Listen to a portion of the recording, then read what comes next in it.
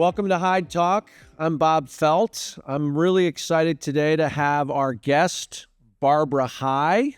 I'll give a short introduction. I'm excited to learn more about Barbara today. But Barbara's been instrumental in the charter school business for Hyde School for almost 25 years. Also former Hyde parent. Now Barbara's been at our charter schools in Washington, D.C., now in Brooklyn, New York. I refer to Barbara, first and foremost, most energy in the room, no filter, which I'm excited to hear from her today. And she really is all about helping kids, but on top of that, helping educate parents, which has been her primary role at the charter schools for Hyde. So I want to welcome you today, Barbara, to Hyde Talk. Thank you for having me. How you feeling? Nervous? Excited? No, not nervous. Okay. Excited. All right, good. Well, let's just jump into it. I mean, I think one of the things I always love to do is you got to have we're going to talk a little professional about your job, but we also got to start personal. And love to just hear, you work with middle school kids, you've worked with high school kids. What was life for Barbara growing up? Where did you grow up? What was family life? What was school like for Barbara as a kid? Don't forget elementary school children as well. I grew up in Washington, D.C. Life for me growing up I thought it was great, but, later on in years, I realized that my life wasn't so great or so good. I was a happy child. I kept a lot in, very dysfunctional family, of course. I love my parents, my mom, my stepdad, my siblings. It was 7 sisters and brothers. We were all close growing up. I was a loner, although I had a lot of friends, but I preferred to do things by myself. That shocks me that I'm sorry to cut you off. I mean, you just don't seem as you gotten older that was you, but keep going.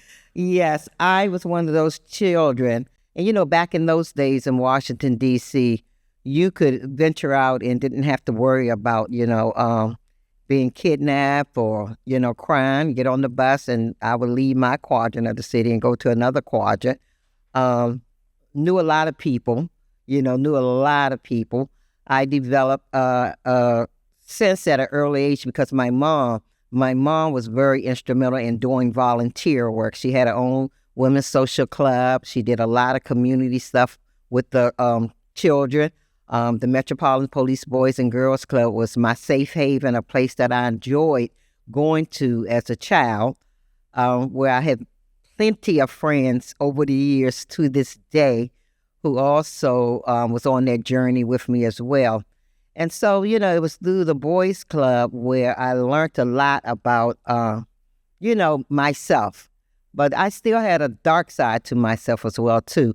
I was that type of child that in public and as a teen and as an adult where, of course, I had a public life. In public, I was just this awesome person, In private, I was evil. I was sad. I felt lonely, isolated, although I had a lot of siblings. I was the child who told on everybody. I was sneaky, and my siblings just didn't understand, would tell my stepfather and my mom, well, Barbara did this, Barbara did that. And of course, I never got in trouble. I was the sibling who never got a beating from my mom. Fussed out, yeah. And I was just miserable and a horrible child behind the doors. But like I said, in public, I was this great person. I enjoyed doing everything that I was doing. And I used to always wonder, in those days, I didn't know about public self, private self. Or why am I like this in public? But then at home, I'm just a horrible person. Did you like school? Did you like school as a kid growing up? How did you, I loved elementary school. I was the valedictorian. They didn't call it the valedictorian then. I forgot what it was called, but I was the graduating from the elementary big cheese school in the in elementary sixth grade. I was the student. He gave the speech, and middle school is when I really started to forget academics. It's all about fun and being disrespectful to adults, and especially to teachers and students. So I just winged myself through, and I think teachers like me because of my personality.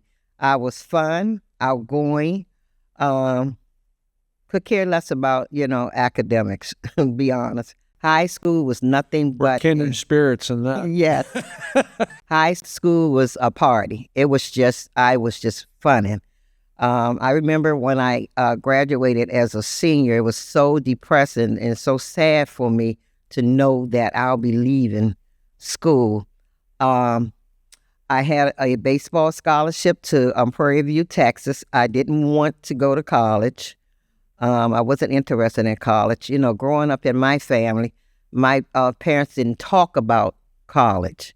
It was either you get a job, get married, or join the military. And so I didn't want to do any of those. But, I did choose marriage, right out of high school.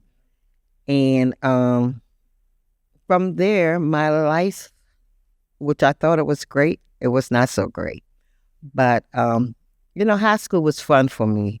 It wasn't so much about learning. I was voted most school spirit.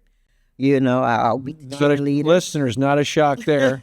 And usually this is always, as a superlative in the yearbook, it's usually always a cheerleader that got that position. But I was voted by the senior class as the most female having the most school spirit, because I did have some, I made things fun. Well, let me ask you. So let's switch to, so that was you growing up, and then, as we all do, you go from being a teenager, a young adult, then having kids. How did you get introduced to Hyde? How did that come about? Oh, and so even before you worked at the schools, how did that happen? Give us a quick take. I've always been I took over from where my mother left out as far as volunteer. As I got older, I still always stayed connected to the Metropolitan Police Boys and Girls Club. And so that was my part-time job as I became an adult. I worked full-time in the U.S. Postal Service, and then, leave that job because I worked at night, get a couple hours of sleep, and then I rushed to the Boys and Girls Club.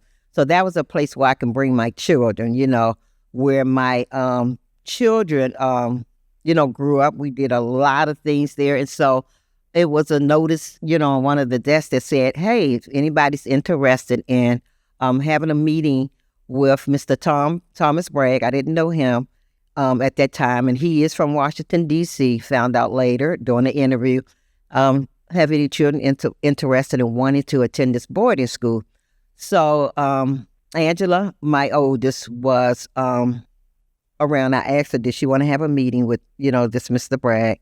And so we had a family meeting, and, immediately Angela wanted to attend this school.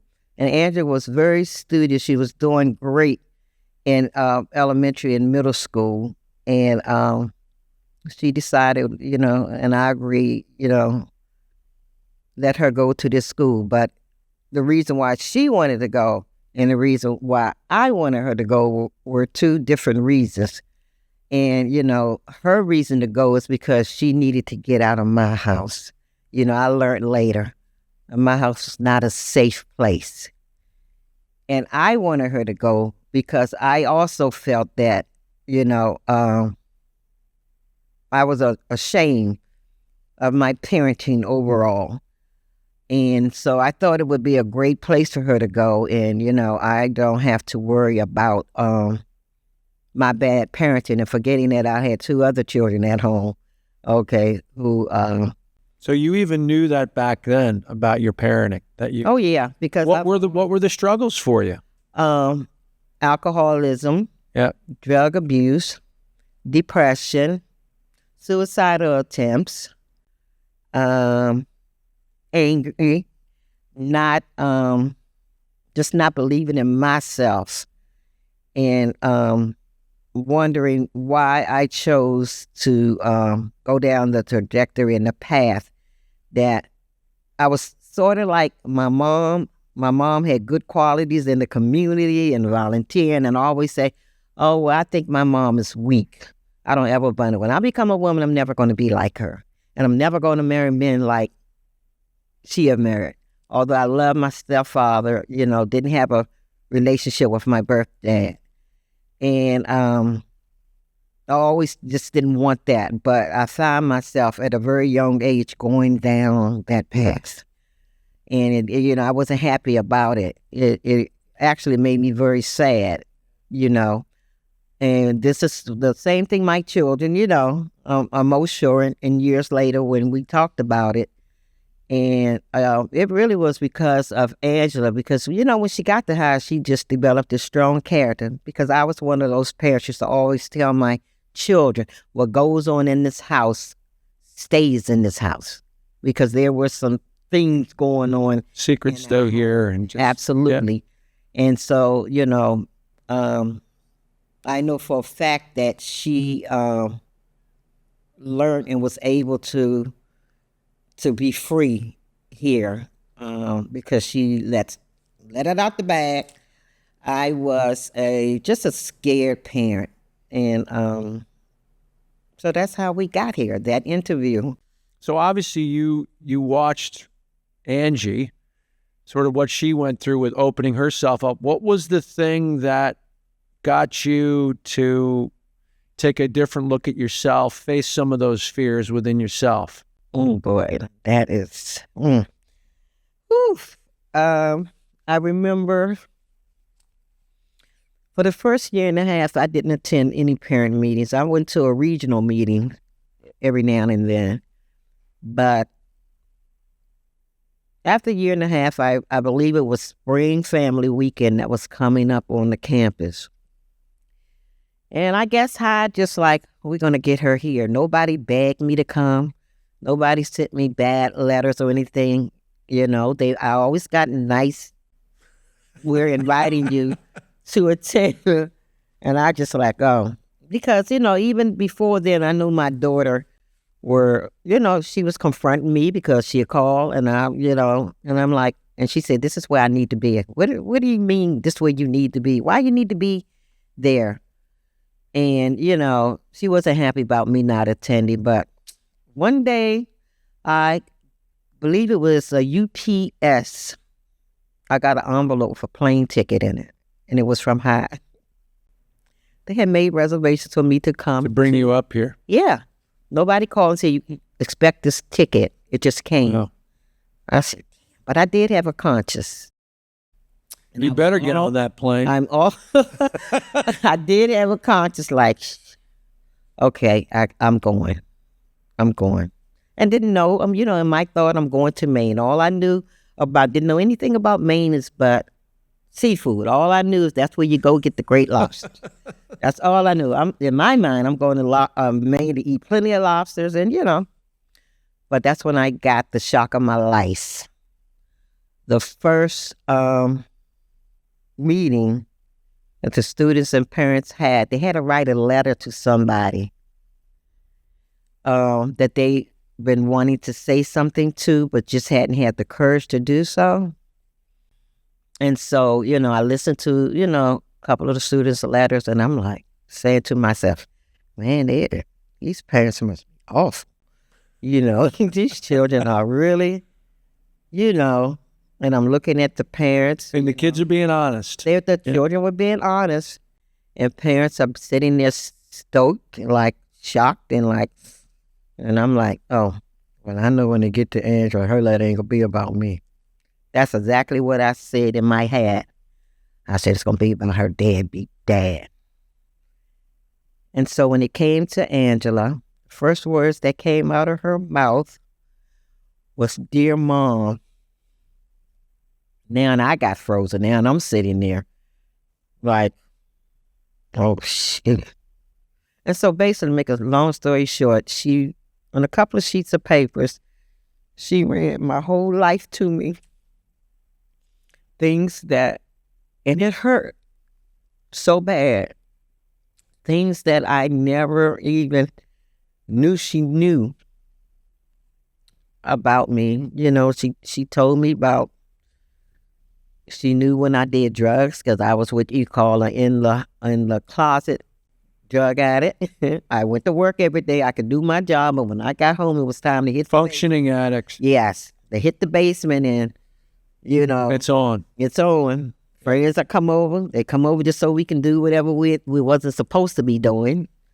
And so she told me a lot of things about, and all I could do was cry. I heard every word she said, and I was very emotional. I think that's probably the most emotional period of my life that I really felt pain, when my body wasn't in pain, but I was really in pain. And one thing that I held on to was the fact that she did say, at the end of reading her letter, she said, "But I love you." And I never told my children that I loved them. She said, "I don't like who you are, but I love you." So I had something to hang on to. And I made a commitment to myself that day that, Jesus, so if she hate me, then the other kids hate me as well. And I remember leaving Maine in that airplane. Didn't want it to land. Said, "Lord, just take me. Just there's no way I can face the other kids." And knowing that I'm sure they talk about me when they, together. And I knew right then and there I needed to change my life. I started paying attention. I started going to my regional meetings. Coming to FLC's fall, spring family weekends. I remember bringing my mom, to a family weekend. I didn't think she could handle a FLC at that time. And so that was good, and so that was my turning point. Yeah. To get my life together. Anytime a child, but it was the best freedom I also felt. Through the pain, I felt free. It's amazing too and thanks for sharing that. I mean, sometimes as parents, I have 2 kids, and sometimes we see our role as we've got to be the teacher, but sometimes our kids are our greatest teachers. It sounds like, I believe that. Angie and what she did in that meeting sort of set things going. So, you went through that experience.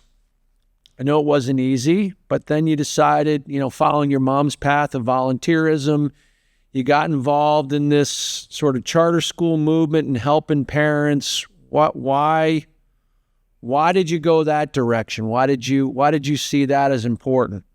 Because working in the Postal Service. So you worked in the U.S. Postal Service, yeah. A little different than working with kids. I started off being a mail handler, then acting supervisor, and I had to supervise people at the time that was doing the same thing I was doing. But remember now, I'm in the closet. Yes. So in public, I'm a total different person. People like me. They work for me. But it wasn't a job that I liked, because, if anybody knew anything about the Postal Service, management is a trip. But I'm a people's person. I want people to be happy, and I want to treat people, though I've always did that, wanted to treat people the way I wanted to be treated. The only people that I really treated bad was my siblings. But in public, I treated people with dignity and respect. And I wanted to just live an authentic life, knowing that I would never be perfect, but better than, what I've been doing. And I, after many years at the U.S. Postal Service, I had made during some of the parenting stuff that we did in the regions, I had made a list of things I need to get rid of in my life. And of course, the first thing, was the drugs. I just got rid of it. All that job always just hung there, you know. And I used to say, well, I know I need the job, because now going through marriage issues and, stuff like that. I said, I want to go back to school. Go to school. I want to go to school. And I got to a place where I just couldn't worry about the U.S. Postal Service and, the great job I was doing there. I'm going to school and I got to get rid of this job. And so I woke up one morning, went to the U.S. Postal Service, and I resigned. I got off work that night, went home, wrestled to try to sleep. I couldn't. I said, God. And doing all this as well, too, I got closer to, God. Started going back to church faithfully and, paying attention to the doctrine of the word in the Bible, the words in the Bible. And so I said, I just woke up, resigned from the job. Didn't have a job. I'm going to enroll in school. I'll worry about all that other stuff later. Leap of faith. Yep. And that's what I did. And I got a call maybe about a month after I resigned from Laura Gall. She didn't know I was out of job. She said, Barbara, I want to talk to you about something. I said, what's up? She said, would you be interested? Or did she say, I would like for you to go to the DC school? And she told me, first, before you say anything, don't worry about money. Don't let money be a contributing factor. I know you make good money. Don't make money be a contributive factor in your decision making. And in my head, I'm going, okay, easy for you to say, but and I said, well, I'll get back with you. And I thought about it and said, well, I do need a job. So we talked a little about what my role would be. Yeah. She didn't give me much information at all. And I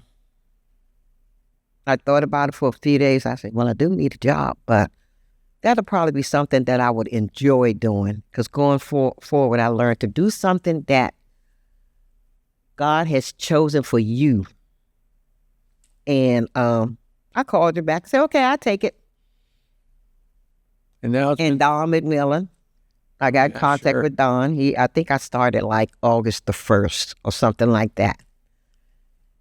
Then I left the post office in July before the 4th. So that might have been the 1st. And so I get up to the school, me and Don met, blah, blah, blah. So I get to working and stuff like that. Just didn't sign no contract. Didn't know what I was going to be making. I just felt great. Immediately I jumped into the role as the Fed director. And family education role, parent education. Absolutely.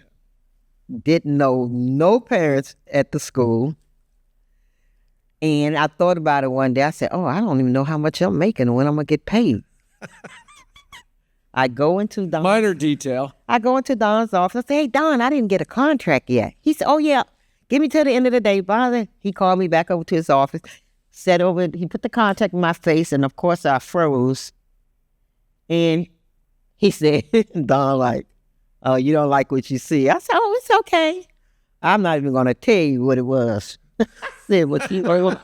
I said, God, I know. I'm trusting in you. Yes. I'm trusting in you.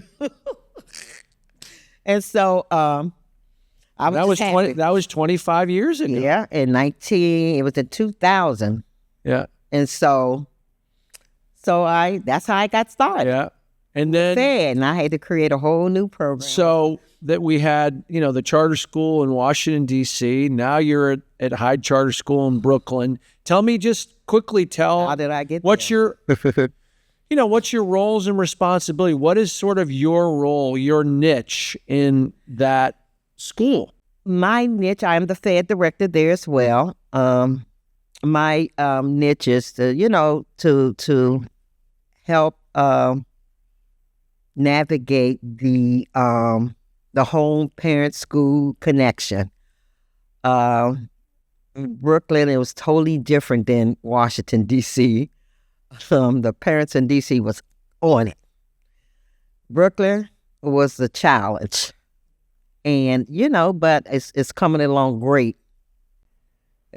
We've come a long way. How do you, you're charter school, not to get in charter school, public school, private school, but, charter school world, educating kids. How do you measure sort of success at the charter school level when it comes to character and helping parents? How do you measure that success? I always keep in the back of my mind where I was as a parent when I wasn't involved in my children's life, and how my heart is so full when I see parents involved in their children's lives. And so basically through the interview process, I didn't have a traditional Hyde. I mean, Tom Bragg is traditional, but I didn't have like a tough interview like, I've met over the years, parents who had one. And so my goal was to share my story. When I interview parents, I shared a lot about myself, and I still do that today. It don't have to be on the interview level.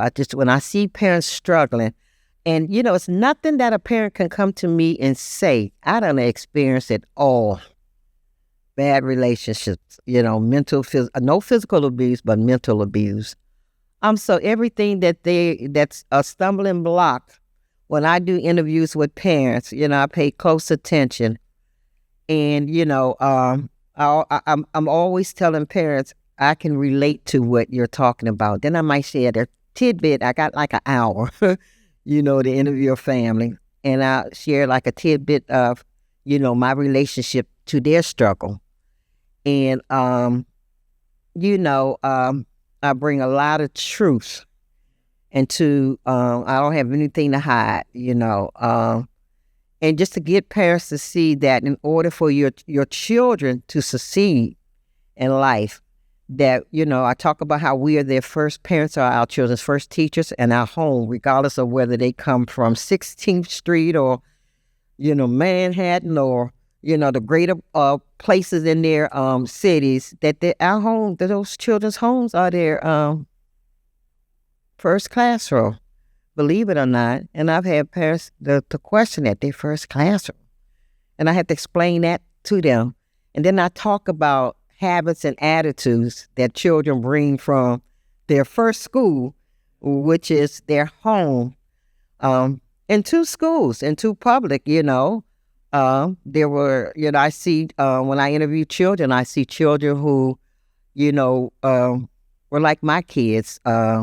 They're not going to open up and talk about what's going on. I don't get them to try to talk about what's in their home. Doing meeting families, that's the least thing on my mind, because it shows in the attitude. Yep. And so I can pick attitudes. I'm good at You are good at people. That. Yeah. And let me ask you sort of last question, and we've covered a lot of things, but, working with parents, my dad had this saying all the time about parenting. Parenting is, when you're in the airplane and, there's a malfunction and the oxygen drops, the mask drops, and they always say, put yours on first before you put your kids and, as parents, we got to start with ourselves. And so you shared a little bit about what you went through, but, also just share with me, looking about your own parenting. What do you, if I could pick one thing, my proudest moment, what would that be? My proudest moment is giving my children the opportunity to check me, to say freely what they feel they need to say to me without me blowing up, getting mad, angry, and just having the courage, to let my children, even as adults, they always checking me. Just having that freedom to be able to continue to grow as a parent. That what I say goes and what you do say goes out the window has been gone. because my children, and I think my change, and I think me changing my attitude about how I said things, how I did things, is a pivotal, what I've seen, is the reason why my children are awesome adults. Because if I didn't change, I know for sure what their life would look like today. Well, that's, Barbara, great way to end our talk here. It starts with yourself. It starts with being honest. I always love talking to you. I've known you for a long time, but I learned a few more things today, and it's just been really special. One, having you a part of the Hyde organization for 25 years. I always say with you, it's real talk. You getting real talk, which I think is super important. So thank you for being here today. And I'd like to just say to our listeners, tune in next time. Find us on all our social media channels and podcast platforms. See you next time.